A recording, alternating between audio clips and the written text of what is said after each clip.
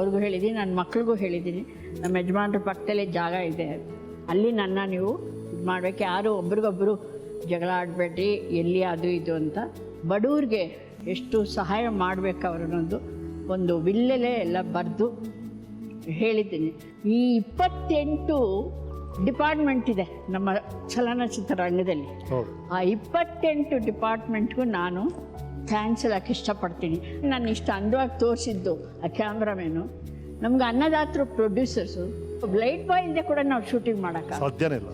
ಆ ಕಾಫಿ ಕೊಡ್ತಾರಲ್ಲ ಅವ್ರಿಲ್ಲದೆ, ಎಲ್ಲರೂ ಮುಖ್ಯ. ಆ ಡ್ರೈವರ್ ಬೆಳಗ್ಗೆ 5 ಗಂಟೆ ನಿಮ್ಮನ್ನ ಕರ್ಕೊಂಡೋಗಿ ಬರ್ತಾರಲ್ಲ ಅವರು ಎಲ್ಲರೂ ನನಗೆ ಅಷ್ಟು ಉತ್ತೇಜನ ಕೊಟ್ಟು, ಇವಾಗ ಸರೋಜದೇವಿ ಒಂಥರ ಗೌರವ ಆಗಿದ್ದೀನಿ ಅಂದರೆ ಅದಕ್ಕೆಲ್ಲ ಅವ್ರ ಕಾರಣಕರ್ತರು. ನಾವು ಅಭಿಮಾನಿಗಳು ಪಿಕ್ಚರ್ ಓಡಿಸ್ದೆ ಹೋಗಿದ್ರೆ ಇವಳು ಏನೋ ಅನ್ಲಕ್ಕಿ ಸ್ಟಾರು ಕಳಿಸಿ ಮನೆಗೆ ಅಂದಿರೋರು ಎಲ್ಲ 25 ವಾರಗಳು ಓಡಿಸಿದ್ದಾರೆ. ಆಮೇಲೆ ನನ್ನ ಜೊತೆಲಿದ್ದು ಸಹ ಕಲಾವಿದರಲ್ಲ ಇವತ್ತು ಅಮ್ಮ ಅಮ್ಮ ಅಂತ ನೋಡಿ ಎಷ್ಟು ಚೆನ್ನಾಗೆ. ಅದೇ ರಾಜಕಾರಣಿಗಳು ಅಷ್ಟೇ, ಅವರೆಲ್ಲ ನಮ್ಮ ಕುಮಾರಸ್ವಾಮಿ ಅವ್ರು ನೋಡಿ ಎಲ್ಲರೂ, ಆಮೇಲೆ ನಮ್ಮ ಅಂಬರೀಷ್ ಅಂತೂ ಅದೆಷ್ಟು ನಾನು ಕಂಡ್ರೆ ಪ್ರತಿಯೊಬ್ಬರು ನನ್ನ ಪ್ರೀತಿಸ್ತಾರಲ್ಲ, ಅದಕ್ಕಿಂತಲೇ ಇನ್ನೇನು ಬೇಕು. ನನಗೆ ಒಂಥರ ಸಮಾಧಾನ ಆಗಿದೆ. ಭಗವಂತನ ದಯದಿಂದ ನಾನು ಬೇಡ್ಕೊಳ್ಳೋದು ಎಲ್ರಿಗೂ ಒಳ್ಳೆಯದಾಗಲಿ, ದೇವರೇ ಅವ್ರ ಕಷ್ಟ ಬಂದು ತಡ್ಕೊಳ್ಳೋ ಶಕ್ತಿ, ಧೈರ್ಯ ಕೊಡು.